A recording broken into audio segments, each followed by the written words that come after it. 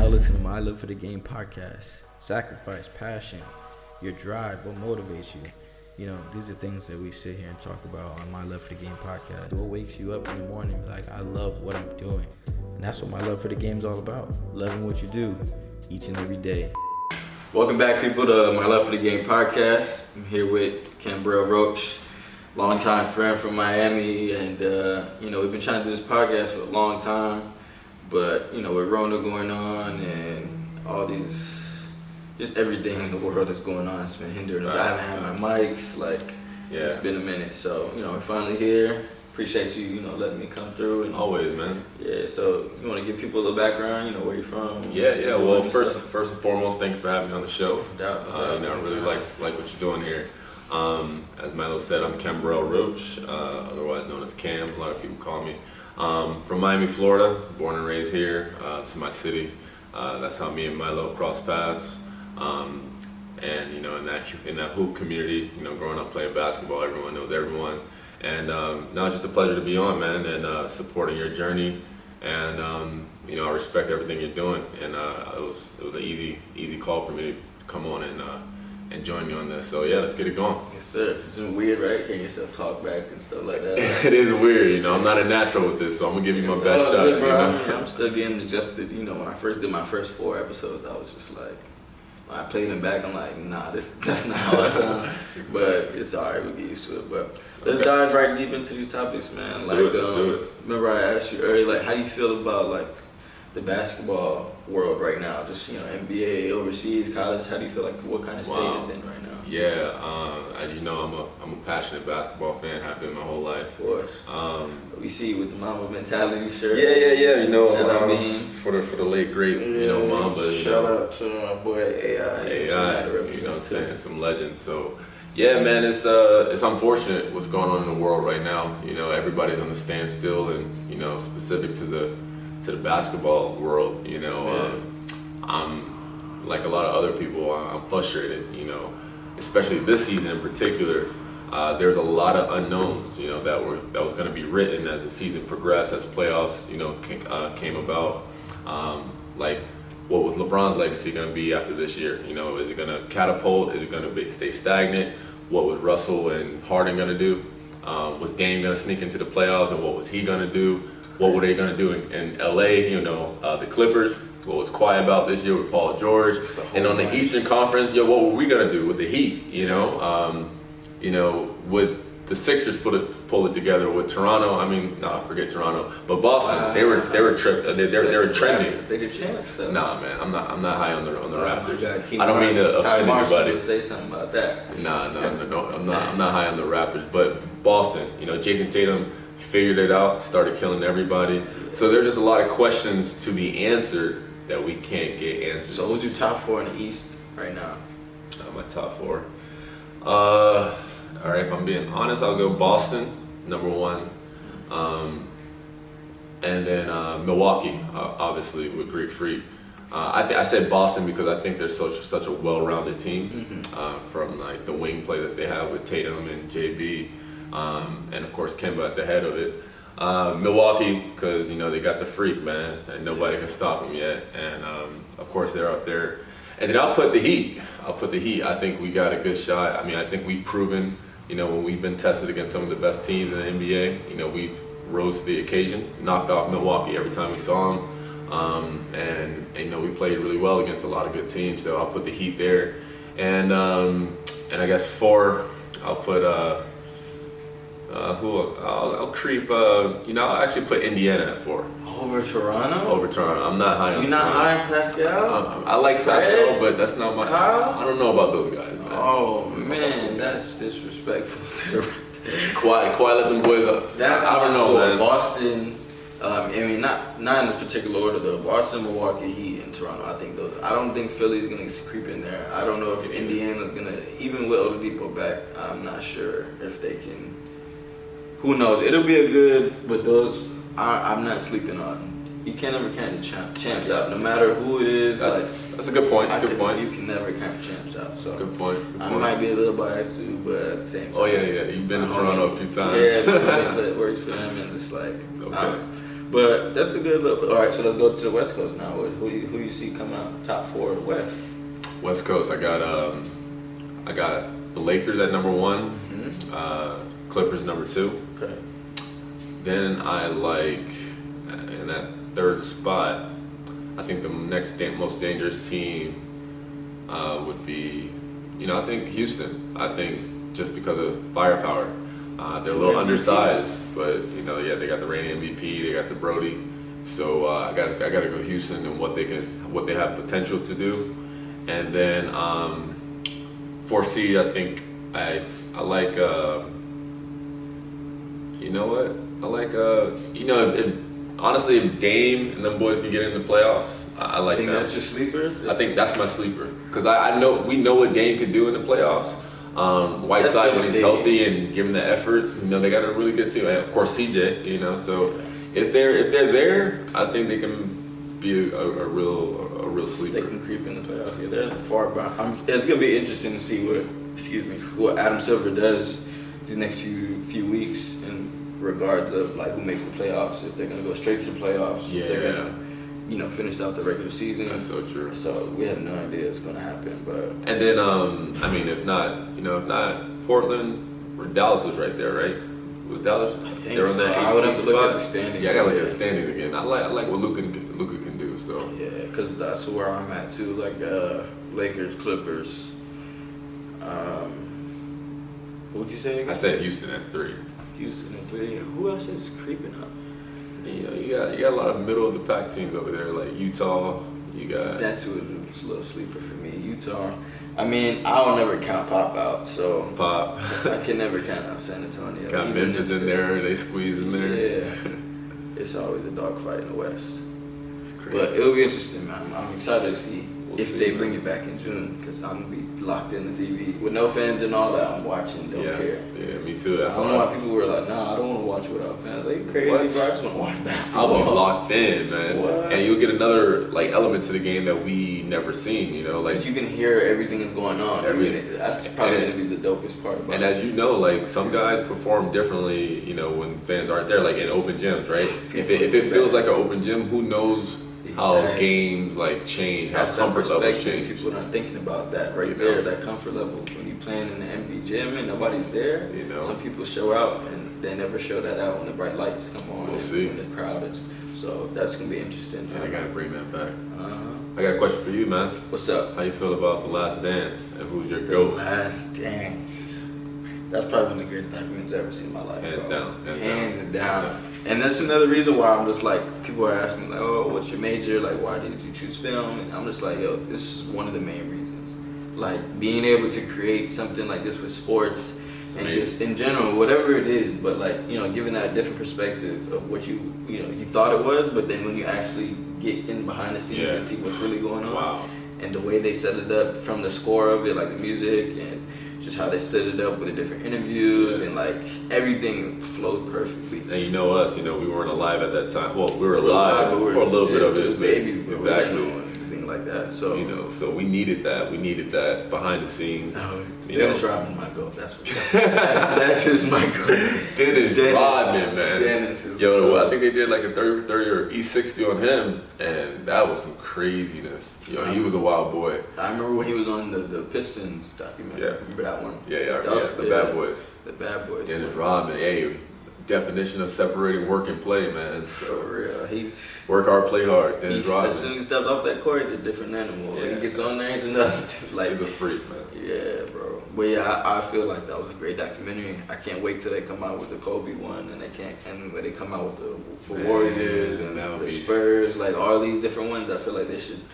I mean, who knows if they had behind the scene access? That's the whole I'm thing. pretty sure they can find some footage somewhere. I think from this, if they hadn't done it yet, they're gonna start doing it. Everybody's gonna have a behind the scenes crew, getting those candid moments because you never know when it's time to tell your story, exactly. and what that story is gonna be. So, man, hopefully they had some footage on that Warriors team. Hopefully they had some footage on what else? I mean, even the Heatles, the Miami team. Man, that would be great just to see what was really the dialogue behind the scenes. I mean, there's a lot of good stories out there. Yeah. And the fans will eat it up. Especially of that quality. So yeah, they killed it with The Last Dance. Definitely. I like that. I guess you got to answer the second part of that question then. What was the second one? Who's your GOAT?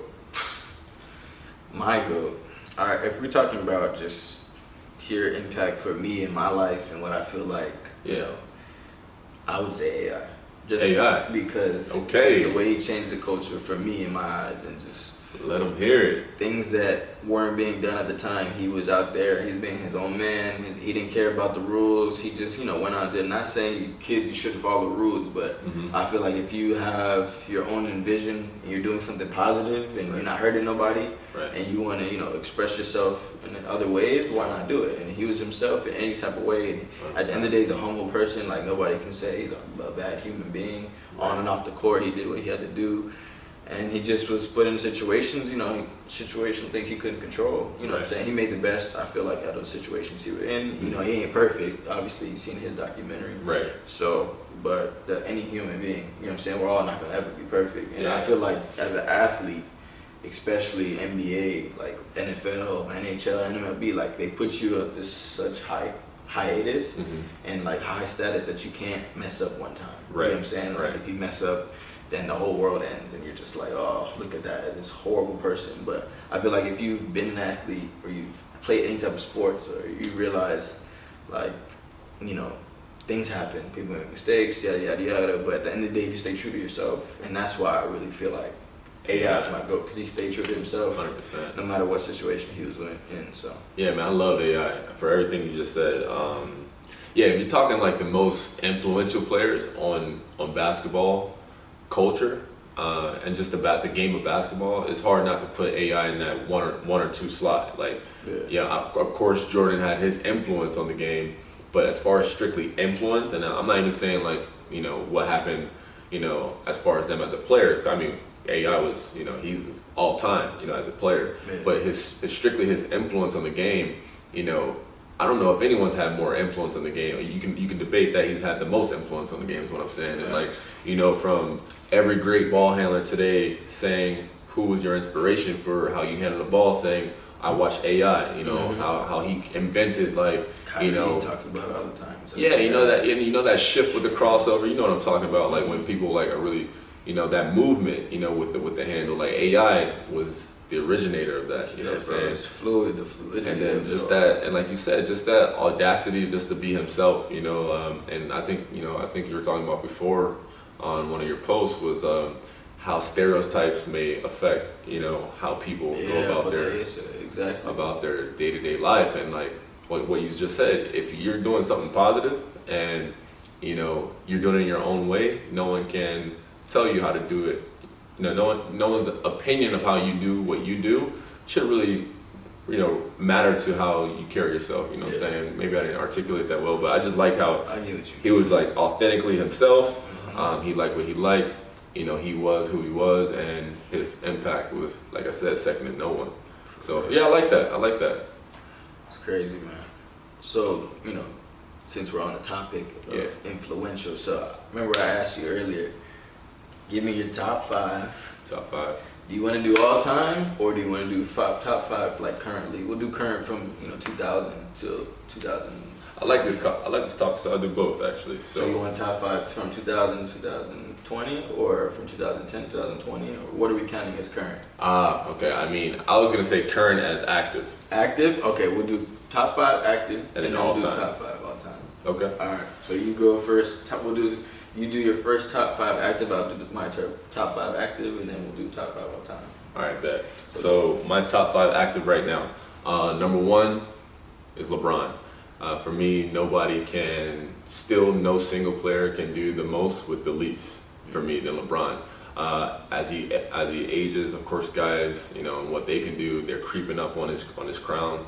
But LeBron, day in, day out, year in, year out, proves that he can compete with the best, and he can shine brighter than the brightest. Before you finish, are we talking active as in injured and non-injured, like combined? Like because my second guy's injured, so he's still active. KD? Hell yeah, KD, undeniable. KD is right there on LeBron's heels. So my number two would be KD because a lot of the same reasons.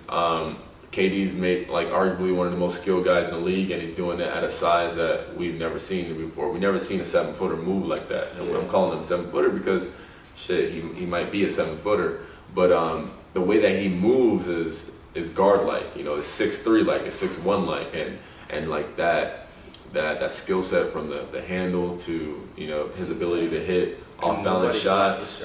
Nobody. And his hand is hit it. Yeah, it's crazy. So it's hard to deny that. And recently he's become a great defender. I would say in his OKC years he wasn't known for that, but I think in Golden State we really saw KD become a great defender. So I got to go KD number 2. For sure. And then number 3, this is where it kind of gets tricky for me, but I got to go with a guy who's proven it again, which is Kawhi Leonard. Yeah, we're top 3 is the same so far. Yeah, Kawhi, he's proven it, man. Like it's tough because, you know, my 3rd could be, you know, someone else who I'm gonna say number 4, but number 3 in Kawhi, you know, from his championship pedigree to his, you know, how elite he is as a 2-way player, man, it's hard not to say Kawhi. So I'm giving it to Kawhi. All respect to Kawhi for number 3. Number 4, I got to go with the Freak, Greek Freak. It's mostly the same, but because right now, it's gonna be interesting to see what you say with 5. Giannis, man, is incredible, and you know, when that shot becomes fluid and consistent, he can easily be that number 1 spot. Yeah. But he still has more to go. You know, in the most recent playoffs we saw, he went against the number 3 guy who I said, and the better man won. You know, Kawhi won. So I got to go with Kawhi number 3. But right behind him is Giannis at number 4. And then my 5th spot, you know, this one tears my heart up because my 5th spot I want to put kind of my favorite player in the league right now, but I can't put him there because there's another guy who is just putting in too much work where he can't deny it, man. That's James Harden. You know what I'm saying? James Harden. I got to put James at number 5. He's been, at least statistically, the most unguardable offensive threat, you know, the last 3 years. You know what I'm saying? And he's doing it at a level that we've actually never seen before, from the stats, from the points, the assists, the rebounds. Like, that's incredible what he's doing. So despite his lack in other places in his game, that offensive side of the ball is so dominant that it's hard for me not to put number 5. And the number 6 guy I would have said was Dame. That's for me. Really? Over even AD, over anybody, because Dame this year has catapulted himself in a rare air. So yeah, that's my top 5 active. Let me hear yours. So we're at Bron, KD, Kawhi, Giannis, and you said Harden top 5. Yeah. Mine is similar, man, very similar. I'm going Bron 1. Okay. Just his undeniable force, will over the past 15 plus years he's been in the league. Yeah, man. And it's just undeniable. You can't, you know what I'm saying? If we're talking about GOATs, it's always Bron, Jordan, and Kobe. So it's like those 3, you can't really deny that. Gotta have Bron. So definitely Bron 1. 2, for sure, KD. Like you say, every year he's creeping up closer. If he hasn't had these little nagging injuries here and there, it'd be hard to say. Yeah. You know what I'm saying? It'd be real hard, man. Yeah. 3, definitely Kawhi. To be able to win 2 different championships, 2 different organizations in the span of a few years is insane. Yeah. To go from Pop's level of standards of playing basketball to going to Nick Nurse's system and be able to finish in your first year there, you know what I'm saying, after having DeMar DeRozan for all them years and that camaraderie they had to just fit in like that and win a championship, even though they had injuries, you know, people say this and that. Yeah, but they saw Bron plenty of times, they had their chances. No, I'm not, this is what it is. You step on the court, that's it. There's no excuses no more. You got everybody, all NBA players, you hooping, you hoop, the best man win. The ball rolled in favor for the Raptors, and they won that shit. They beat the Warriors. Like, I'm not discrediting them at all. So, well, that you're talking about Kawhi's win against Golden State. I'm just saying, like, how he was able to, very impressive. To win with 2 different organizations like that. Very few people have done that. Okay, but so that's why I put him for 3. But I mean, I think we can agree. You know, Golden State being healthy. I mean, Kawhi's legacy would have been a little different. Because ain't no way they beat Golden State with KD on the court. I don't know, man. I'm not putting I can't do a lot of what ifs because it could go forever, bro. Yeah, that argument, I can't be sitting there with people all the time. There's so many what ifs you can say. That's true, man. So I just leave that. I leave those alone. Yeah. But yeah, those are my 3 right now. Bron, KD, Kawhi. For 4, definitely Greek. His every year has progressed progressed every year. And, you know, it's like you said, that sky's the limit. Once that jump shot gets fluid, I mean, I don't know who he needs to go. Whoever Alonzo's shooting coach is, he needs to go there. Yeah. Because Alonzo changed the shot tremendously, and it looks great. It looks great. Whatever he's doing, keep working at it. But once he gets that fluid and he doesn't have that little hitch, and it seems more comfortable. Like if you step back, it seems like when they step back, he's more like, oh, all right, this is time to shoot now. Right. You know what I'm saying? So, yeah, I would put Greek for it. And that's the way he puts his team in a position to win every year. They're around first and second place every year now, like for the last 3-4 years. So. Yeah, that's a lot of respect on Greek for doing that. Both sides of the ball, too. So definitely Greek at 4. And 5. And 5. It was very interesting for me to hear you say, who said Harden at 5? I don't knock Harden at all. I'm like, dang, those are very good choices for 5 and like to fight for 5. But I would never disrespect one of the most influential freaking human beings, best shooter of all time, Stephen Curry. I couldn't believe you didn't even put him in the conversation. Stephen Curry, when fully healthy, I am putting him on my roster ASAP. Yeah. Actively right now, injured, not injured, I have to put him at 5 just because what he's done for his organization as well.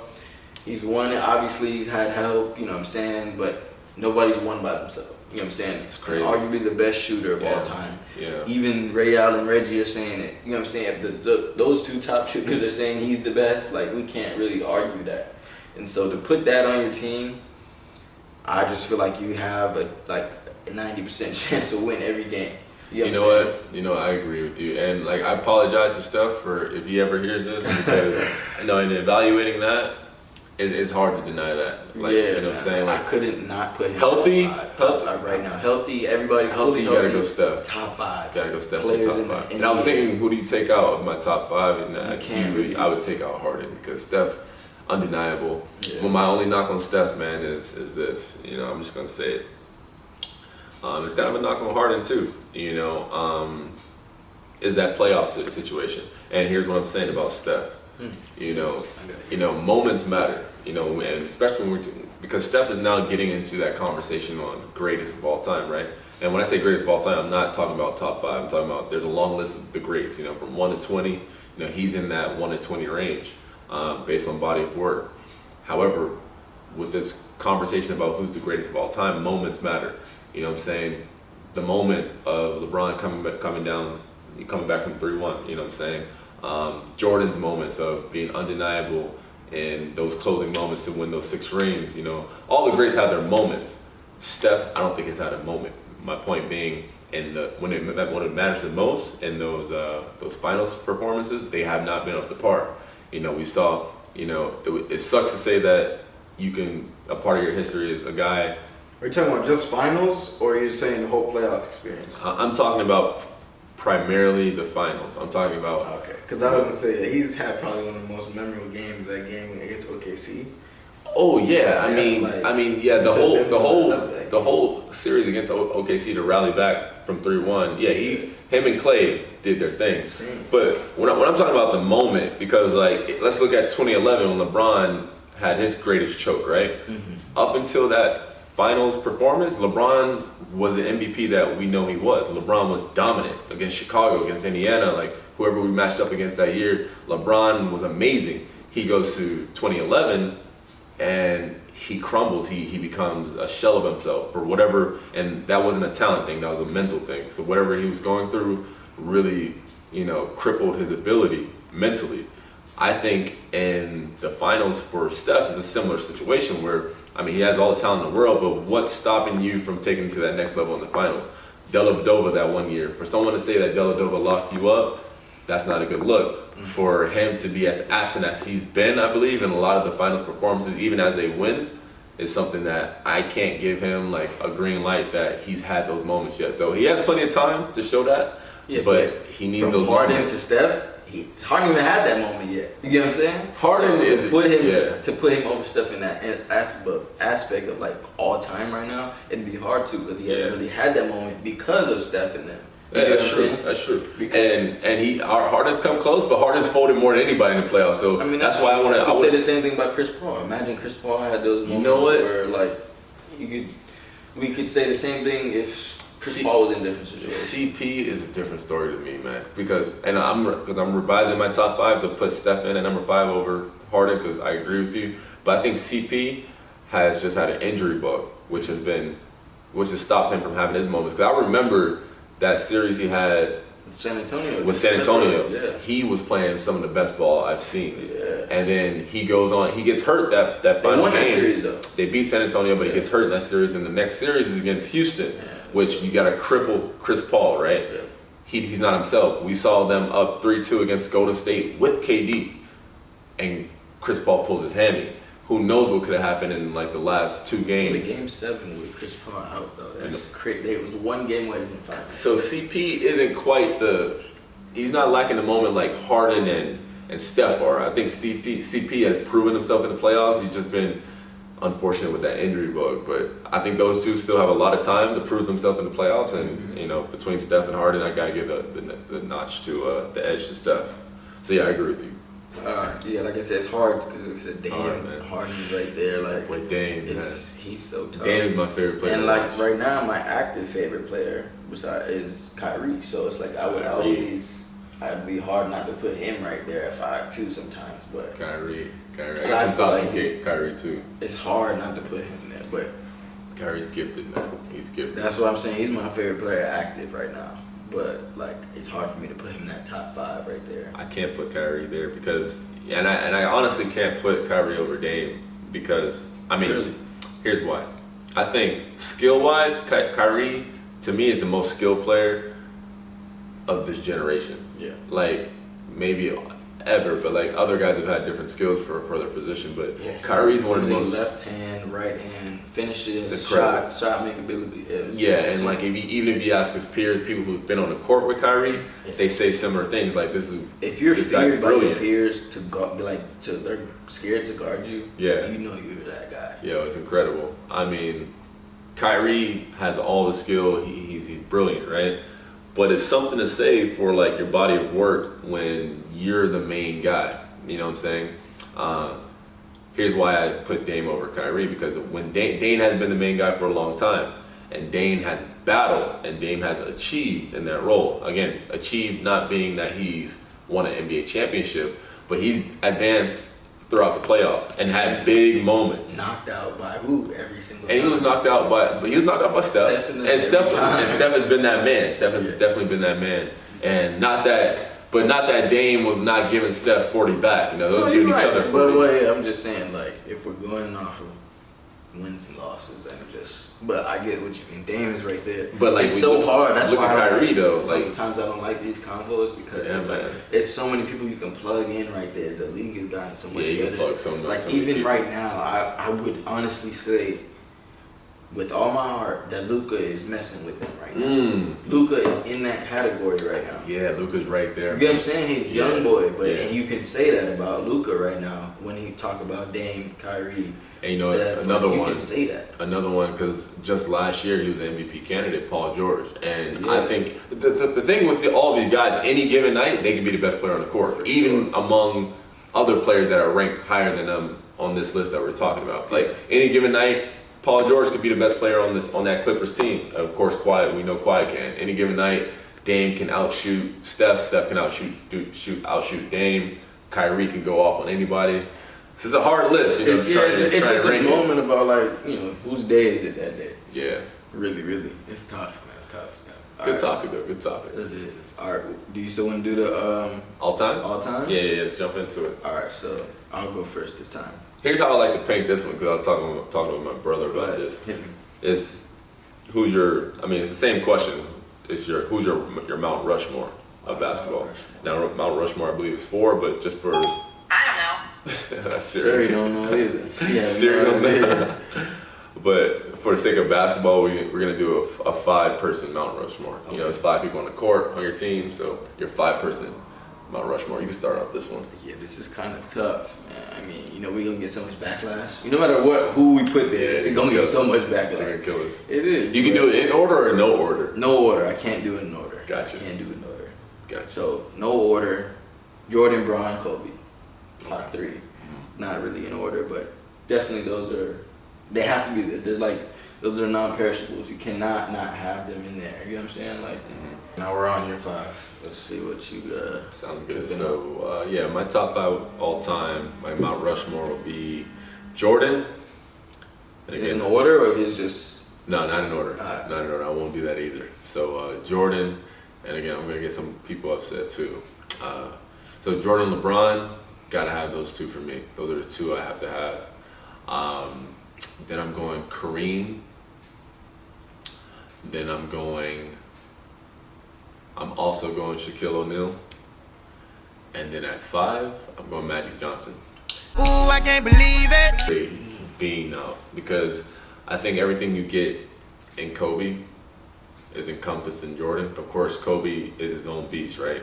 But I think his influence on the game isn't as influential as some of these other guys, because Jordan was Kobe, Kobe was Jordan, you know what I'm saying? So I know a lot of the younger guys have, like, Kobe is their Jordan, but at the same time as pure influence on the game, I think everything that Kobe is Jordan. Now, like LeBron, the league has never seen a LeBron James. And that's why, and again, I could go down the whole list of reasons for LeBron James, but I think he just has to be there. You know, there's so many reasons why he has to be there. No, for sure. Shaq, I agree with you on that. Again, the league may never see another Shaq, and it had never seen it. The most dominant player in the league history, and you know that's close to Jordan. Jordan was another dominant player, but I don't think there was ever, in like prime for prime, I don't think there was ever more of a dominant player than Shaquille O'Neal. And then there's Kareem. Kareem is, for me, he's got to be there. Accolades, his longevity, how good he was for how long he was. Yeah. Kareem, 6 rings. I mean, the MVPs. Kareem, an unguardable shot, the sky hook. Kareem is there for me. And then I think lastly I said Magic Johnson. Irvin Magic Johnson, man. Yeah, he was a maverick in of himself. He bred a new type of point guard, you know, one that was that has influenced the game a lot, you know, with the point forward type player that a lot of GMs look for. Yeah. Magic was a pure point guard at a forward height. So and then Magic, and his, of course his career was cut short, but you know, in that time he did a lot of work that, you know, can compete with the all-time greats. So that's my top 5. I feel you. We're both probably gonna get. Yeah, they're gonna chop me up. Chop both of us up. I left Magic and Bird out there, and you left Kobe out there. But it's hard, bro. It's hard. Like, that's why these conversations, you have these just one time, and then that's it. Like, you can't really keep going at it because it's never ending. You can take somebody and act like all the time. For sure. It keeps changing. Influx of things. So is AI your favorite player of all time? Just favorite player of all time? Definitely Allen Iverson. And I used to grow up. My mom, she tells me that I used to watch Jordan a lot, but definitely, you know, AI. And then I would say Jordan, like, you know, right there, those 2. But AI for sure is taking the top. And then currently, I would say Kyrie is my favorite. Kyrie. Who's your favorite currently? My favorite currently is Dame. I mean, other than LeBron James, LeBron is just. He's kind of with, like, in that group of guys who have been my favorite, you know, player of all time. Mm-hmm. But I would say Dame is my favorite player to watch right now currently. But it must be known, and everybody must know, that my favorite player of all time is Dwyane Wade. That is my guy. That is who I'll go to battle with, you know what I'm saying? In a lot of just different situations. I'll debate you to the death. That's my guy. So my favorite player of all time is D Wade. I rock with D Wade. Spoken like a true Miami-Dade. Let it be known, man. D Wade is my guy. I got you. Yeah, I'm still rocking with D Wade is a goat out here, but I'm still rocking with But yeah, man, let's get a little off topic about basketball and just you know, talk about life a little bit. Like, how you feel about all this Corona stuff, man? How you feel about the COVID? Wow, COVID, man. So crazy, day by day. You know, just like everybody else, I'm looking for the next update, you know, what's going to change. And, you know, one thing, you know, there's still silver lining in everything, right? There's always good and bad. One thing I think this has allowed people to do is is take that step back and breathe. You know, before Corona, before pandemic stopped the world, everybody was in the machine. You know, everybody was turning, you know, day to day, on the grind, moving fast. And, you know, I think in how fast-paced things can get, you can lose a little bit of that humanity, you know what I'm saying? And again, that's very vague, but what this has allowed me to do, at least personally, is, you know, broaden my perspective on just on life, you know, and what's important and what's going on, you know what I'm saying? I was really in my bubble, you know what I'm saying, as far as what was important, everything that was important to me. Mm-hmm. This has allowed me to look more broadly at, you know, what the world's going through, what others are going through, and, you know, I just hope this really, you know, I hope this ends soon, because a lot of people's livelihoods are really affected by this, you know. Yeah. I mean, it's a blessing that, you know, we can come together like this and, you know, we could be comfortable in this moment, but a lot of other people, they're going through it, you know, whether like looking for that next meal or just, of course, the actual problem is people are getting sick and dying. Mm-hmm. You know, whether this was caused, you know, there's conspiracy theories out there, the true cause of it, you know, that's neither here nor there. What's really important is that, you know, we can regain our livelihood, and, you know, we're social, you know, we're social animals, you know what I'm saying? And it's hard for us to be confined and, you know, go day to day and not seeing anyone and not being out and about. Yeah, for sure. So, I mean, hopefully as a threat, hopefully lessons, as, you know, hopefully all the biomeds and whoever's out there is working on, you know, a solution for this so we can get back to normal. But yeah, I mean, it's just been, for me, it's definitely affected my life. You know, trying to push forward and, you know, keep things going positively. But yeah, that's all I got on that. No, it's good, bro. It's good stuff. I mean, I have so many mixed feelings about the whole thing. Like, obviously, I was in London when it started, and, you know, I didn't know anything too much about it when it first started, like everybody else. So I made that quick decision that, you know, when this guy said, you know, he's closing the borders, I'm just like, I kind of don't know what that means, but I just know it don't sound good for me staying right here right now. So I made that quick decision. It was like, you know what, let me get back home and, you know, figure it out back home, you know, because at the time, nobody thought the beaches were going to be closed, you know. Right, I was like, I'd rather be in quarantine by a beach, you know what I'm saying, like, of course, just chilling and, you know, enjoying my days like that. But so I made that quick decision to come back home, and yeah, I mean, every day, like you said, day by day, figuring out new things that's going on and just trying to stay, you know, as healthy as we can, and, you know, try to be as safe as possible if there even is a thing, you know what I'm saying? Yeah, like whatever is going on, we just try to stay as much informed as we can, you know. As much as the news tells us, but I hate the news. So I hate the news too, man. I have no idea, man. I'm not a fan of the news, and, you know, you gotta stay informed, but at the same time, I think that they're, you know, the news is always gonna embellish. Yeah, the mass media, man, it's a fragile subject, very fragile, because, I mean, obviously, like, even when the Kobe thing happened, I didn't believe that. You know what I'm saying? Like, crazy. Like, it took me like a whole hour and a half to be like, oh, it's real. Like, it's oh, real. you know what I'm saying? So it's just like, sometimes it's hard to believe the news. Sometimes it is real. Sometimes it's not. But you just gotta. I always go with my gut feeling about stuff. Yeah, you gotta trust your gut. Trust my gut feeling, whether it is world-renowned stuff or just my personal life. Go with your gut, and you know, most of the time it does not steer you wrong. So. Yeah. You know, one thing I think this, at least for me, it's allowed me to do is, and I would encourage anybody to do the same, you know, just explore during this time, you know, explore a new hobby, new skill. For sure. You know me, I want my DJ stuff now. Exactly. You know, learn a new hobby. That's the beauty of it, is like, you know, in this time where you can afford to do that, you know, I think the people, you know, I mean, life is a race, and, you know, not in a competitive sense, but, you know, in this journey, the people who are going to come out on top during this time are the people who took advantage of the opportunity. The opportunity is time right now. A lot of us have extra time that we didn't have before. So also, vice versa, play devil's advocate. Yeah. Is that this time is good for people who are very active and very, you know, they can't be sitting still. Like their life is like today. Like I said, today's probably been my laziest day I've had in a long time. I've just been chilling. But some people need that. You know what I'm saying? Some people needed this to slow down and really realize, you know what? Let me take a step back. Let me chill, because this fast pace, you know, I'm going through something. I don't even know what's going on, like what's going on around me. Like I'm too focused on my path. Other things that are going on, people are important to me. I'm not even paying attention to them. So this time, even if you aren't learning a new skill or you aren't, but like just taking your time mentally to just relax, and that's important. So That's either way is important. good both ways, I think.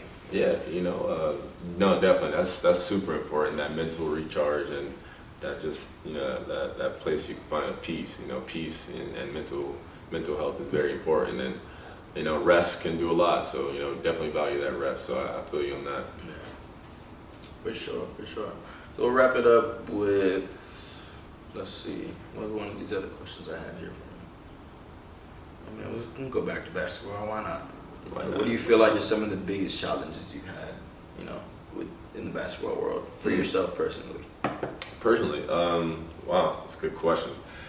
I've dedicated a lot to the game, so I've been in a lot of different situations. One of my biggest hurdles, I think, is just, for me personally, would be opportunity. You know, as players, we work hard at the craft, and the reason we work hard is because we can't wait to showcase what we got, you know. But that showcase can only happen given the opportunity to allow that to happen, you know. And whether it's been, you know, looking at me personally, whether it's been me shying away from opportunity or coaches hindering that opportunity, you know, opportunity is at the heart of it, right? Like me acting in the opportunity at hand, you know, going back to M, you know, you only get one shot, did not miss your chance, you know what I'm saying? Let me stop. Man. But like, you know, It's been bug.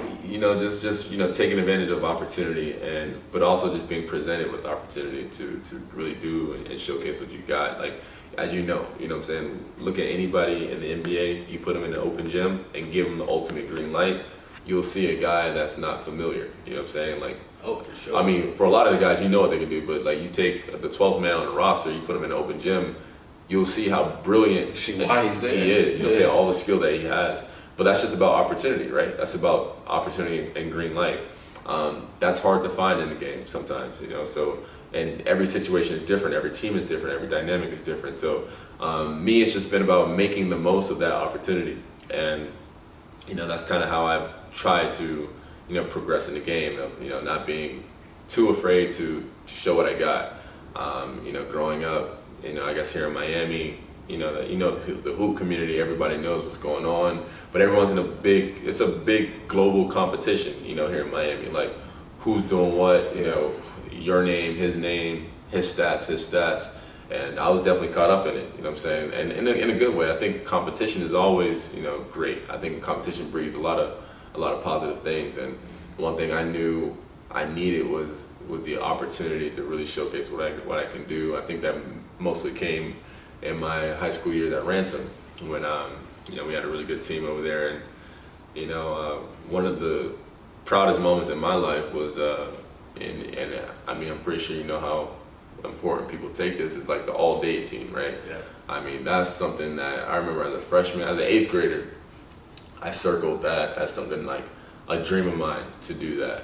And I worked really hard to do that, and to be on the all-day team. Honestly, one of the proudest moments was like telling my dad, like, hey, guess what happened? Yeah. And it's like, oh man, I made all day, and like hearing how exuberant he was, that was one of the best moments of my life. And that came out of I was, you know, like You got there senior year? Senior year. Wow. I was first team, and you know, people can say what they want to say, but you know, it's there forever. And you know, that's all that matters. That was a product of hard work. all So taking advantage of opportunity. So my biggest hurdle has been, again, as I say it again, opportunity. Yeah. Opportunity. That's good though. I mean, that's good stuff. I feel like my biggest hurdle or biggest stump, honestly, I think it's been my own self. I always felt like I wasn't as confident as I should be, whether it's been in high school or college or even playing my first year pro. Like every time, I feel like I'm my biggest, you know, enemy.